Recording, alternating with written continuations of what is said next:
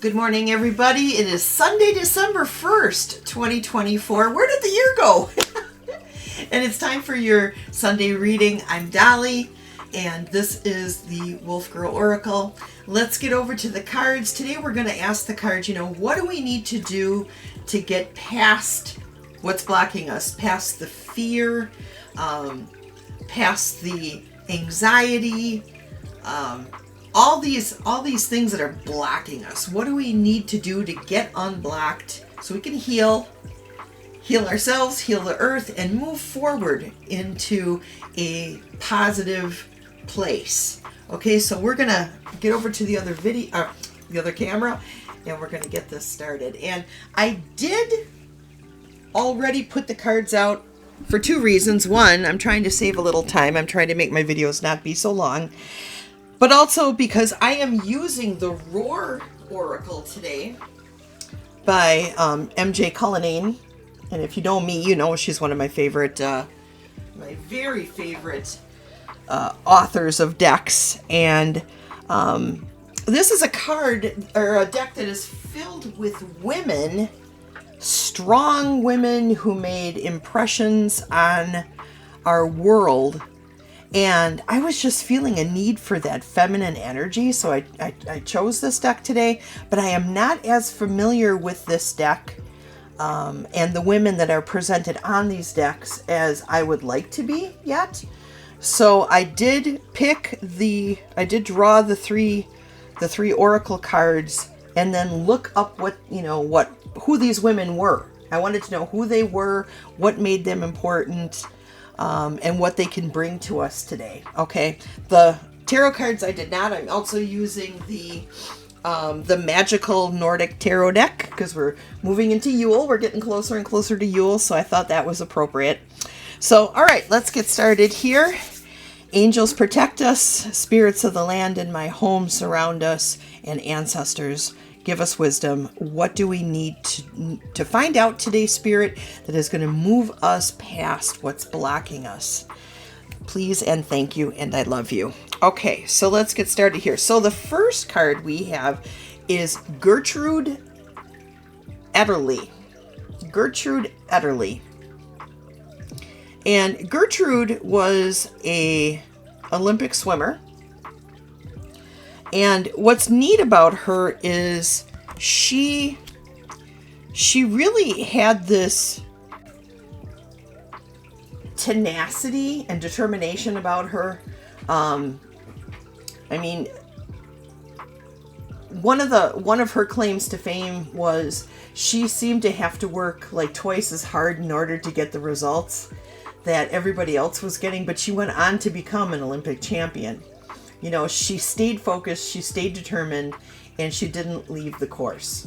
All right, so going along with that is the moon in the medicine position. The moon in the medicine position. And this is very much a releasing your fears card. So between Gertrude, I don't know why I can't say her name, Gertrude. Between Gertrude and the moon in the medicine position, what we're getting is a call to truth, to clarity, to releasing fear, and to be determined to do that. Don't give into the fear, don't give into the things that cause you to be blocked. You need to be determined to get past that. And it's going to be something that you have to do yourself. If you're waiting around for someone to come swooping in and be the hero and put you into a better place, that's not what's going to happen. This is work that you have to do yourself. Okay? And then the next person that we have is Maria Tallchief. Maria Tallchief. She was the first prima ballerina that was Native American. And what she was really determined with was she wanted to be known as a prima ballerina first, who so happens to be Native American, and she really stressed that.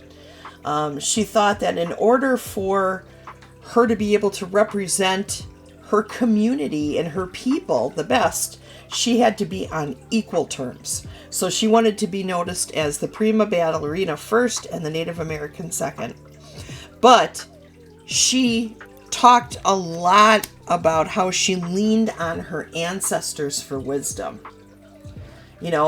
and that no matter where you are, no matter who you are, you've got this legion of ancestors behind you that are there to help lift you up and propel you forward if you call on them. Okay, and then with that, we have the King of Cups. Oops. These are a little glossy. I need to try that sandpaper trick that Gerald from Tarot Stash was talking about in order to get these a little less shiny. But yeah, the King of Cups, this is a emotionally concrete, loving, and supportive person. And again, that kind of just fits in with the whole your ancestors are there to back you up kind of thing. Just be proud of who you are. And when you find yourself having troubles like feeling grateful or feeling full of joy, just think about your ancestors. Think about the things that they did to get you to where you are right now. When you feel that generational gratitude bubbling up inside of you, it often will help knock you back into place. It's kind of like getting hit by the clue by four, when you realize just what your ancestors had to go through in order for you to have what you have now, and that you start looking around you and think, wow, well, my ancestors didn't have electricity. My ancestors didn't have a refrigerator. My ancestors didn't have a snowblower. My ancestors didn't have a dishwasher. I'm sure there's all kinds of things you can think of that you have now that your ancestors never had access to, that has made your life easier, and that can help well up some of that gratitude that you have for the things that we do have. Okay, maybe we don't got everything that we want, but if we're alive right now, we probably got everything that we need. We need to be grateful for that. Okay, and then the last card is Althea Gibson. Althea Gibson. This beautiful woman was the first African American woman to play at Wimbledon, which I think is fantastic. And before today, I didn't even know who she was. And I think that that's a crime. I should have known her by sight, by her name.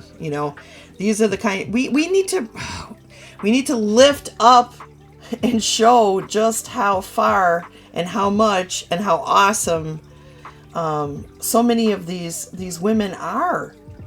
She paved the way for all kinds of things. Serena Williams is a direct sport descendant of Althea Gibson, and I don't know, I just think that that's neat. But she too talked a lot about how your ancestors back you up and how your family backs you up and how you need to be grateful for that and give credit where credit is due when your family is there for you. Long before she was a prize-winning tennis player, she was just a little girl who was being raised in a world that didn't treat her equally. All she had were the people that were around her who were lifting her up and encouraging her on, and she put her mind to it and she got there. And we have to just remember those things, that self-determination, that our families, our ancestors, we have so many things to be grateful for, and they're part of our spirit team. They can help propel us forward. We just got to let them, and we got to call out to them and talk to them. And the card, the clarifier I got is the Eight of Cups in the medicine position. The Eight of Cups in the medicine position. And you know what? This is definitely a fear. How do I say this? This is a card that shows us how fear can block us from moving forward, how fear can can stop us from feeling joy and from experiencing all of our potential, because fear stops us. Now, fear did not stop Althea. It was exactly the opposite. She flipped the script on this card. She had nothing but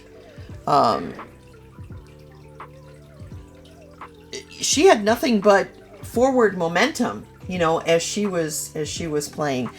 So she flipped the script on that. So this is just a gentle reminder to us that we make the choice as to whether or not to allow fear to block us. We can choose not to have that happen and to just say, stop, that's it. I am not afraid. All right. I've got so much to be grateful for. I've got all this spirit team that I can lean on. I've got my friends. I got my family. I got my YouTube family, right? There's so much for us to be grateful for. There are so many people for us to lean on, and we do not need to be afraid.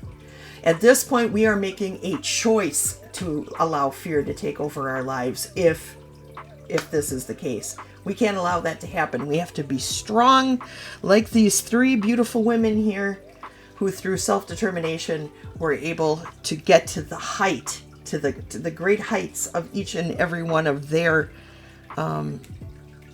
their talents: swimming, ballet, and tennis. All right. We can do that too. All right, let's go back to the other camera. I want to thank you all for coming today. I love you guys. I hope you have a great week. I'll see you on Wednesday for my Good Morning Coffee and Talk, and I'll see you in the chats here, there, and everywhere. So thanks for coming, you guys. Have a great day. I love you. Okay, bye-bye.